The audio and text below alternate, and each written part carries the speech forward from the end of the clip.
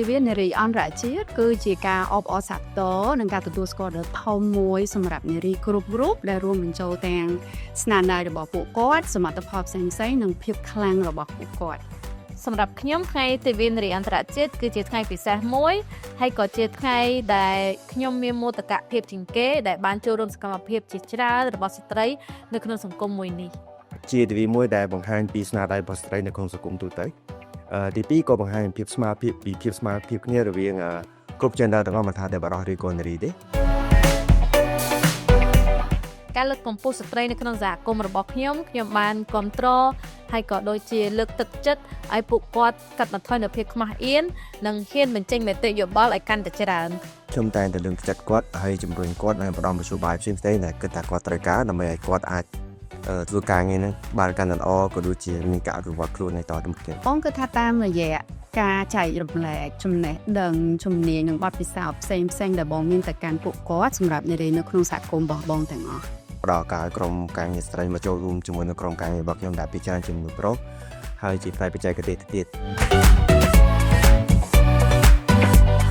ខ្ញុំបង្ហាញសេចក្តីស្រឡាញ់ទៅកាន់គ្រួសាររបស់ខ្ញុំដោយការចំណាយពេលវេលាជាមួយគាត់ឲ្យកាន់តែច្រើនហើយពិសេសទៀតនោះគឺខ្ញុំមើលថែពួកគាត់នៅពេលដែលពួកគាត់មានបញ្ហាសុខភាពណាមួយតាមពិតយើងធ្វើបានតាមរយៈកាយវិការទូទៅដូចជាបង្ហាញពីកាយវិការយកចិត្តទុកដាក់តាមរយៈការឈរនៅជិតគាត់ឬក៏តែងតែនៅក្បែរគាត់ជាពិសេសពេលគាត់ត្រូវការជំនួយតែម្ដងចាហើយពេលធ្វើចឹងទៅដើម្បីឲ្យគាត់មានអារម្មណ៍ថាគាត់មានសុខសុវត្ថិភាពហើយត្រូវបានការការពារដ៏ពិសេសមួយពីយើងខ្ញុំក៏តាមមានវិធីច្រើនក្នុងការពលិសកម្មភាពក្នុងការលើកកម្ពស់ស្ត្រីក្នុងសហគមន៍យើងគួរតែផ្ដល់មធ្យោបាយឲ្យបានគ្រប់គ្រាន់នៅអ្វីដែលជាតម្រូវការរបស់គាត់តាមរយៈគំនិតផ្នែកបច្ចេកទេសក៏ដូចជាផ្នែកហិរញ្ញវត្ថុយើងគួរតែមានជាវេទិកាមួយដែលអាចបង្កើតឱកាសទៅដល់ស្ត្រីគ្រប់រូបអាចចូលរួមបញ្ចេញមតិយោបល់របស់ពួកគាត់